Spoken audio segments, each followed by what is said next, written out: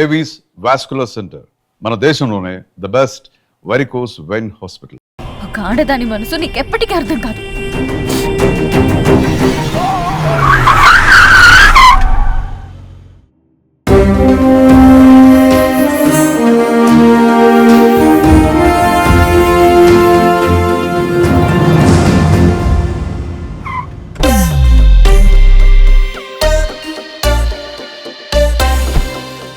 చెత్త ట్రాఫిక్ వల్ల ఇప్పటికే చాలా లేట్ అయింది. మీటింగ్ ఎంత ఇంపార్టెంటో తెలుసు కదా, చాలా టెన్షన్ గా ఉంది నాకు. టెన్షన్ గా ఉంది కదా, నువ్వు కాఫీ తాగుతావు, నేను దమ్ కొట్టి వస్తా. యాక్చువల్లీ నాకన్నా నువ్వే ఎక్కువ టెన్షన్ పడుతున్నావు వరుణ్. తెలుస్తుందా? బాగా నవ్వకం అదా.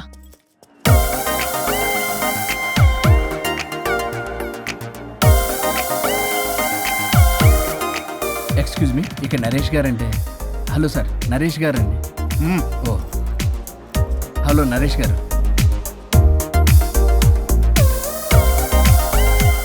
Excuse me Naresh. ఏమండి, ఇక నరేష్ గారంటే. వీళ్ళు అసలు పట్టించుకోక వీళ్ళ సంగతి. వైఫై ఒకటి పెట్టుకో.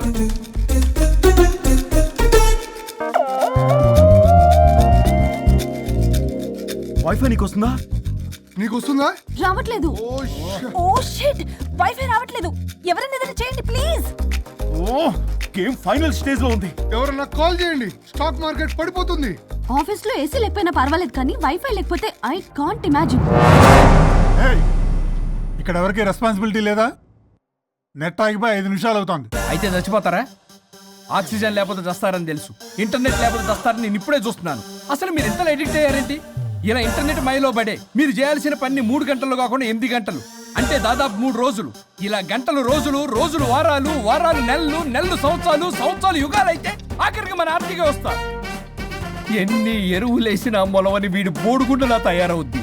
ఇలా అవ్వకూడదనే నేనే వైఫై ఆన్ చేశా. అవునా? అవును. అసలు మీకు ఏసీ ఇచ్చి ఇంటర్నెట్ ఇచ్చి అకౌంట్లో డబ్బులు వేస్తున్నా ఆ బకరగాడెవడు? ఆ బకరాగాన్ని నేనే. మీరు ఇందాక ఎండి గారని తెలియక. అంటే తెలిస్తే ఇంకోలా తిడతావా? చే మన సాఫ్ట్వేర్ వాళ్ళకి వైఫ్ కన్నా వైఫై ముఖ్యం సార్. సోదాపి ప్రాజెక్ట్ డీటెయిల్స్ చెప్పు.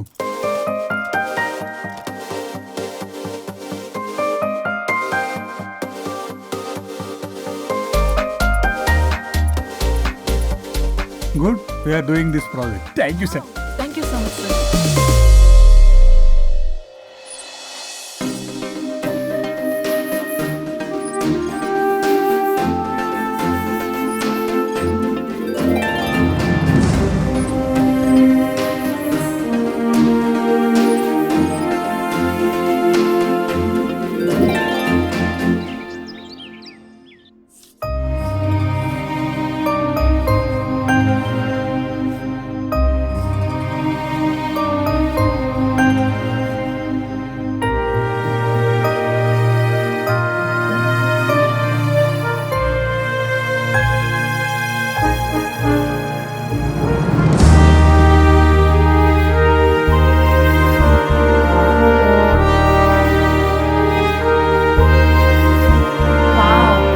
వండర్ఫుల్. ఇండియన్ ట్రెడిషన్ డిజైన్స్ చేయడంలో నీ టాలెంట్ ప్రూవ్ చేసుకున్నావు పల్లవి. ఈసారి అవార్డు డెఫినెట్ గా నీకే. అవార్డు రావాలంటే ముందు ఇండియన్ బ్రైడల్ ఫ్యాషన్ వీక్ లో పార్టిసిపేషన్ ఛాన్స్ రావాలి కదా మేడం. ఈసారి నువ్వు డెఫినెట్ గా పార్టిసిపేట్ చేస్తున్నావు, నాది guarantee. Thank you so much. Okay, నువ్వు డిజైన్స్ అన్ని రెడీ చేసుకో. నేను అదే పనిలో ఉన్నా. రెడీ అవ్వగానే మిమ్మల్ని పిలుస్తా first. Okay, see you soon. Maggie, ఏం చూస్తున్నావు మ్యాగీ? మేడం, ఆ అప్పర్ లేయర్ కట్ ని కొంచెం లోడౌన్ చేస్తే బాగుంటుంది. నేను నెక్స్ట్ డిజైన్స్ కి ఫ్యాబ్రిక్ సెలెక్ట్ చేస్తా, నువ్వు ఆర్డర్ చేయాలి. ఆ వర్క్ చూడు ముందు. హలో, ఎక్కడ బయలుదేరావా? 10 minutes లో స్టార్ట్ అవుతా. ప్లేస్ ఎక్కడో తెలుసుగా. మనం రెగ్యులర్ గా కలిసే రెస్టారెంటేగా. చెప్పడం మర్చిపోయా, మీటింగ్ సక్సెస్, ప్రాజెక్ట్ మనకే. Oh good news, Indian bridal fashion show confirm. Thank you. ఒక 10 minutes లో అక్కడ ఉంటా. వరుణ్ నాకు ఫోన్ చేశాడు, ప్రాజెక్ట్ ఓకే అయిందని.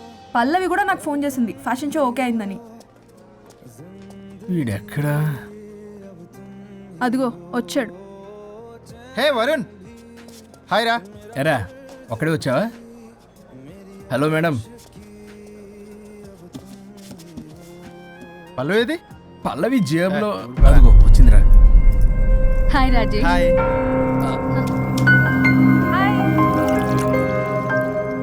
పల్లవి డార్లింగ్, మాకున్న అర్జెన్సీ కూడా లేదు మీకు. ఇలా అయితే ఎలా? ప్రతి దాంట్లో అర్జెన్సీ అయ్యారా? చెప్పిన మాట అసలు పట్టించుకోదు. నువ్వు సర్ది చెప్పాలి కదరా. తనకేది ఇష్టం అది చేస్తే తను హ్యాపీ కదా. నేను హ్యాపీగా ఉంటే అస్సలు చూడలేడు. ఇంకా హ్యాపీగా ఉంచడానికి ఏం చేస్తాడు? ఏం చేయడం ఏంట్రా? ఓ బ్యూటిఫుల్ నైట్ రొమాంటిక్ గా మల్లెపూలు తీసుకుని వెళ్తే నాన్న రాద్దాంతం చేసింది. మల్లెపూలు తెచ్చి పక్కలోకి రమ్మంటాడు. ఎప్పుడు చూడ అది తప్ప ఇంక వేరే ధ్యాసే లేదు తనకి నా మీద. ఒకళ్ళనొకళ్ళు అర్థం చేసుకుని సర్దుకుపోవాలి కదా. సర్దుకుపోవడానికి అర్థం చేసుకోవడానికి ఇక్కడ మనకు ఛాన్స్ ఉండదు. అది రాకాసి. ఎప్పుడు చూడు తన మాటే గెలవాలని పట్టుదల. నా గురించి అస్సలు పట్టించుకోడు. మాకు ఇంపార్టెంట్ డేస్ వదిలే, కనీసం నా బర్త్డే కూడా తనకి గుర్తుండదు. చెప్పేది విను, దిస్ ఇస్ టూ మచ్. పల్లవి చేసింది 3 మచ్. కాదు, తప్పంతా వరుణ్దే. అయ్యో పిచ్చాని, నా మాట నమ్ము. పల్లవే ప్రాబ్లం ఇక్కడ. ఏంటి ప్రాబ్లం? వరుణ్ కి అసలు పల్లవి బర్త్డే కూడా గుర్తులేదంట. అదే నీకైతే నా లైఫ్ లో ఉన్న ఇంపార్టెంట్ డేస్ అన్ని గుర్తులేవా? అమ్మో, తిరిగి నా మీదకి వచ్చేలా ఉంది. ఇప్పుడు నాకు డేట్స్ గుర్తులేవంటే సునామీ వస్తుంది. ఏదో ఒకటి చెప్పి కవర్ చేశాడు. ఏంటి చెప్పు, గుర్తులేవా? నువ్వు చెప్పిన దాన్ని బట్టి చూస్తే ప్రాబ్లం అంతా వరుందే అనిపిస్తుంది. ఇట్స్ ఓకేలే, వాళ్ళ ప్రాబ్లం వాళ్ళు సాల్వ్ చేసుకుంటారు. మన టైం వేస్ట్. మర్చిపోయా, నీ బర్త్డేకి సర్ప్రైజ్ గా ఒక డైమండ్ నెక్లెస్ కొందాం అనుకుంటున్నా. So sweet. పల్లవికి చెప్పొస్తానే. అమ్మయ్యా, అది గంట నుంచి తప్పించుకున్నాను రా బాబు. ఈ లేడీస్ ని మాయ చేయడంలో వరుణ్ గడ్ ఎప్పుడు డెవలప్ అవుతాడో ఏంటో. పల్లవి డార్లింగ్, రాజేష్ కి అర్జెంట్ కాల్ వచ్చింది. మళ్ళీ కలుస్తాను. Don't stress out. Okay, see ya, bye.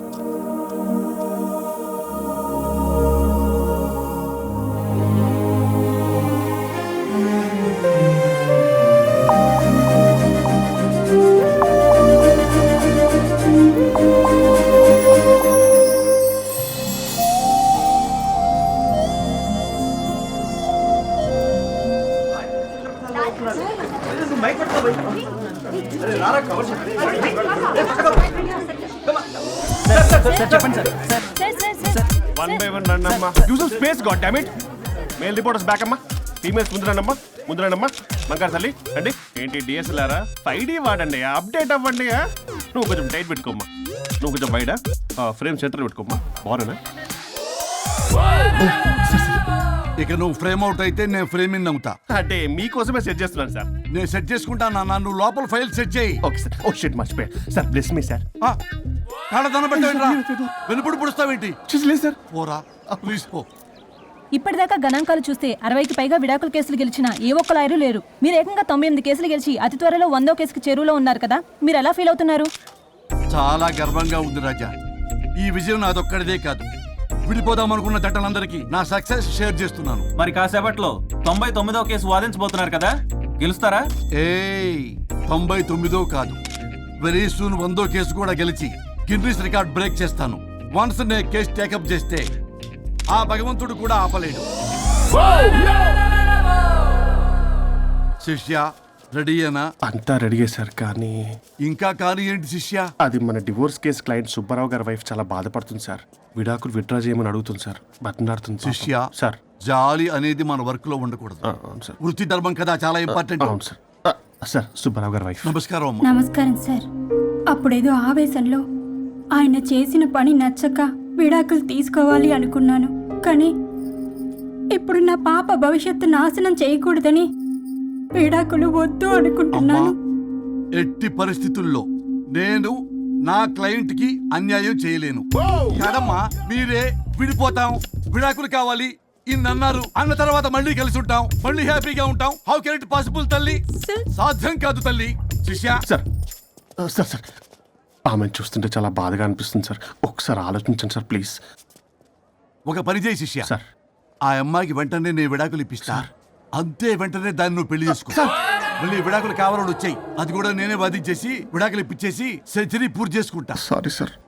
ఇలాంటి సెంటిమెంట్ నా దగ్గర మళ్ళీ రిపీట్ అయిందంటే మంత్లీ నీకు జీతం వస్తుంది కదా, కట్ చేసి పారేస్తా. Sorry sir. Okay sorry sir.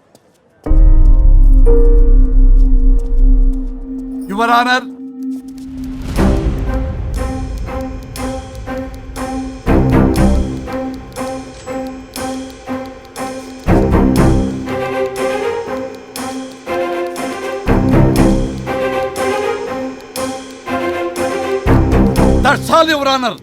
ఈ కేసు పూర్వాపరాలు పరిశీలించిన మీదట వీరికి విడాకులు మంజూరు చేయడమైనది.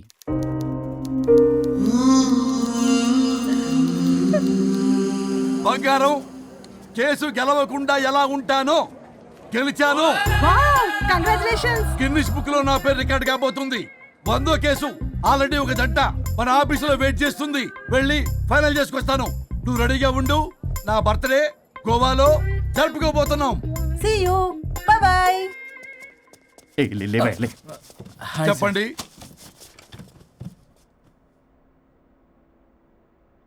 పర్లేదు చెప్పండి.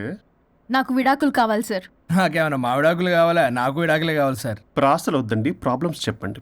ఎర్రగా బుర్రగా ఉంది, తెలివైన అమ్మాయి కదా అని ప్రేమించాను సార్.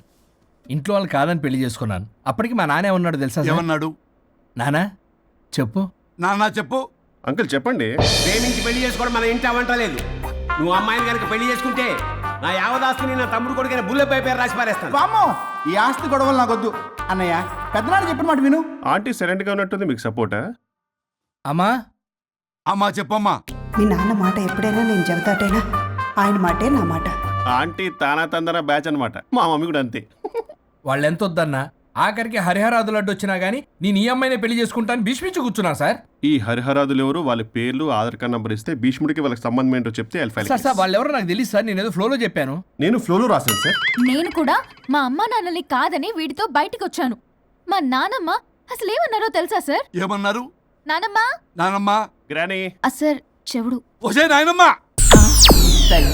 ఈడొచ్చిన పిల్ల గడప దాటి వెళితే నిన్నే కాదు, నిన్ను కనీ పెంచిన తల్లిదండ్రులు కూడా ఈ లోకం దుమ్మెత్తిపోస్తుంది.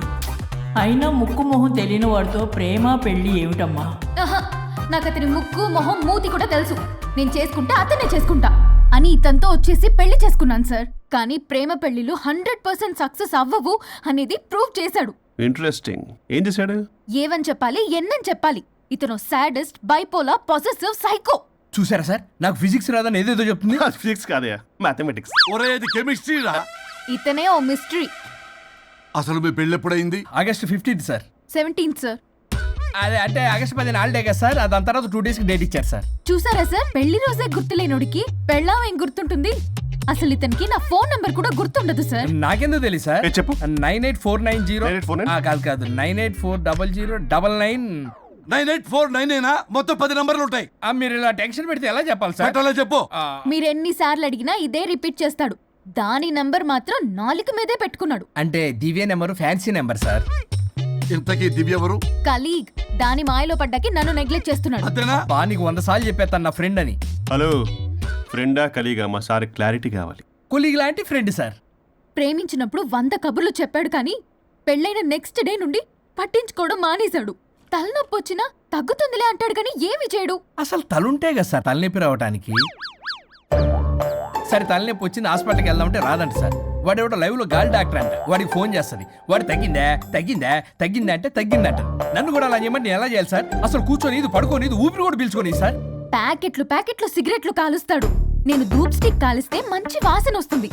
నువ్వు సిగరెట్లు కాలిస్తే రాహుల్ ద్రావిడ్కి కోపం వస్తుందంటే వినడే. బాత్రూమ్ అంతా కంపు చేస్తాడు. సార్ నాతో ఎక్కడికి రాడు, తనతో బయటికి తీసుకెళ్ళడు. నేను వేసుకునే ఏ డ్రెస్ కి కాంప్లిమెంట్స్ ఇవ్వడు. అదేంటి, మొన్న నీ డ్రెస్ బాగుందని చెప్పే కదా. అన్నాడు సార్. దివ్య నీ డ్రెస్ ఈ రోజు చాలా బాగుంది అన్నాడు సార్. మరి ఇంకే? నా పేరు పల్లవి సార్. సార్ ఏదో రాస్తున్నారేంటి sir? You done the world's greatest mistake bro. అబ్బా అది ఏదో ఫ్లోలో అన్నాను సార్. నేను కూడా ఫ్లోలో రాస్తున్నాను సార్. సార్ ఇప్పుడు మీ ఆవిడ మిమ్మల్ని ఏమని పిలుస్తుంది? మేడంకి సార్ అంటే పిచ్చి. హరి డార్లింగ్ అని పిలుస్తుంటది కదా సార్.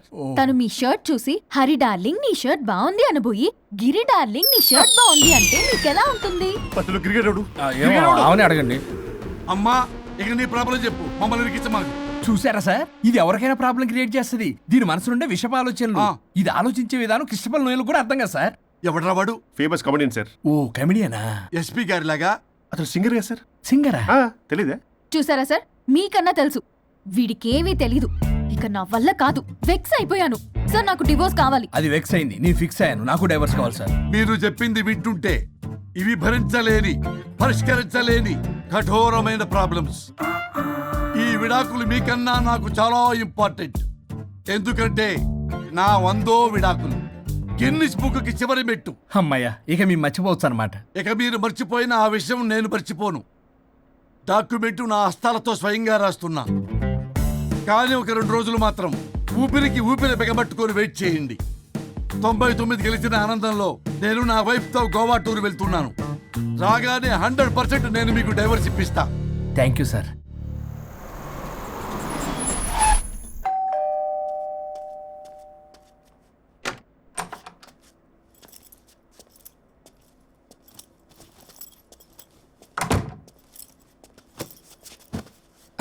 నువ్వేంటి ఇక్కడికి వచ్చావు? మరి ఎక్కడికి వెళ్ళాలి?